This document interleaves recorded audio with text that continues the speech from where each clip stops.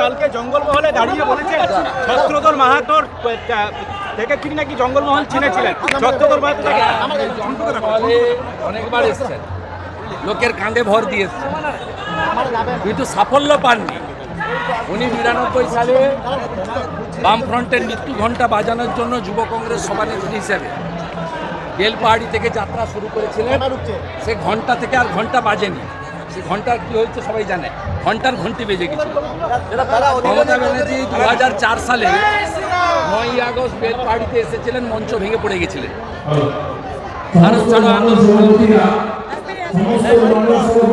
কিন্তু ২০০৮-এ Chhatradhar মাহাতোকে block president করেছিলেন।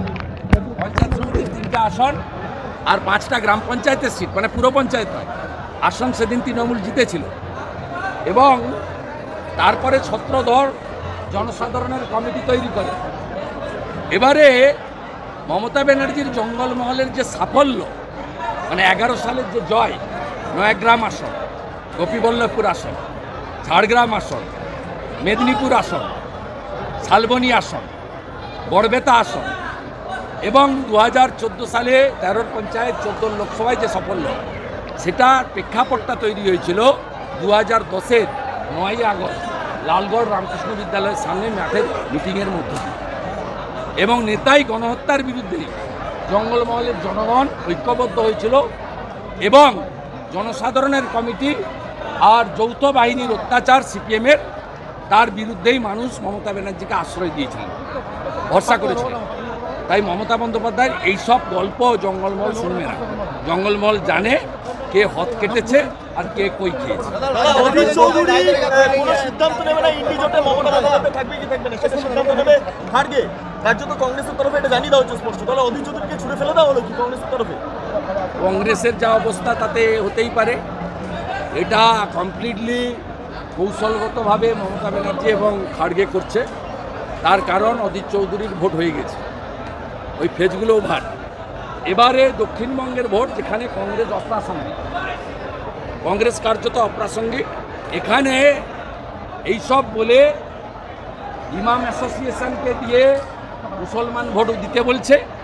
আবার এইগুলো করছে শুধুমাত্র টু কনসলিডেট মাইনরিটি ভোট, যাকে বলে অ্যাপিজমেন্ট পলিটিক্স, তুষ্টিকরণ, অন্য কিছু নয়। কিন্তু কংগ্রেস এবারে 20টার বেশি আসন পাবে না লোকসভাতে, আর মমতা ব্যানার্জি 5টার বেশি আসন পাবে। পূর্ব মেদিনীপুরে এনআইএ তদন্ত গেছে, পূর্ব মেদিনীপুরে এনআইএ তদন্ত আছে বোম মেরে খুনের ঘটনায়। হাইকোর্ট দিয়েছে, তো বিজেপির কোনো রোল নেই, সিঙ্গেল বেঞ্চ দিয়েছে।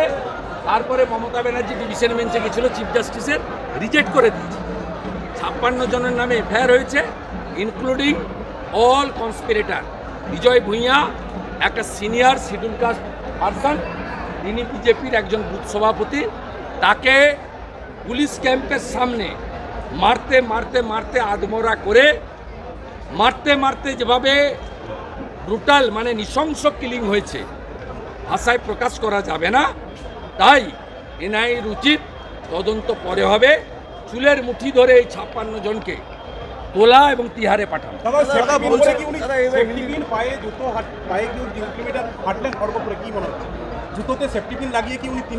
আমি ওনার পার্সোনাল ব্যাপারে কমেন্ট করব।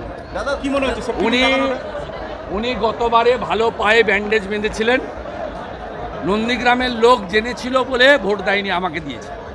আপনাদের ভুল বুঝিয়েছিল বলে বাংলার একটা অংশের লোক পা ভেঙে গেছে বলে ভোট কিছু লোক দিয়েছিল। উনি এইটা করছেন নাটক, ড্রামার জন্য। এই মুখ্যমন্ত্রী আলিপুরদুয়ারে 6 মাস আগে জনজাতিদের হাত ধরেছিলেন গ্লাভ করে। এই মুখ্যমন্ত্রী বেরোলে 5000 আর ভাইপো বেরোলে 7000 পুলিশ থাকে, 4টে হেলিকপ্টার দুজনের জন্য, 2টো চার্টার ফ্লাইট, তাজের চার্টার, যে চার্টারের ভিতরে মানে ছোটোখাটো 5 স্টার হোটেলের মতো। ওনার যে এনজয়িং আমরা 11-র আগেও দেখেছি আর এখনও দেখি। ওনাকে বলবো পার্সোনাল লাইফটা বাড়িতে রাখুন। পাবলিকলি পার্সোনাল লাইফটাকে এক্সপোজ করতে গেলে আপনি যেভাবে এক্সপোজ হবেন, তারপরে কিন্তু আপনার আর কিছু থাকবে না। আমি আপনাকে প্রশ্ন করতে চাই, 11 সালের আগে আপনার বাড়ির কোন লোক বিদেশে গেছে? নাম বলুন, জায়গার নাম বলুন। 14 সালের পরে আপনার ভাইপো একা 24 বার বিদেশে গেছে।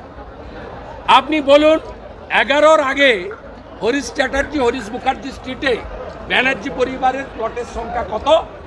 একটা জমি ছিল টালিনালার পাশে, সেই জমিতে কোনো তার ডিড এগ্রিমেন্ট নেই। আজকে 38-39টা প্লটের মালিক মমতা ব্যানার্জি। এবং ফাইনালি আমাদের লোকেরা, গ্রামের লোকের চিকিৎসা পায় না। আপনার ভাইপো চোখ দেখাতে যায় আমেরিকার হপকন্স হসপিটালে, যেখানে আমেরিকার রাষ্ট্রপতির চিকিৎসা হয় এবং 1 কোটি টাকা মিনিমাম ডিপোজিট দিয়ে চিকিৎসা করাতে হয়। অর্থাৎ আপনার পরিবর্তন জনগণ দেখেছে। আপনি যতই সেফটি পিন লাগান, এবারে জনগণ ইভিএমে আপনার ছিন্নমূলে সেফটি পিন লাগিয়ে দেবে। বলছি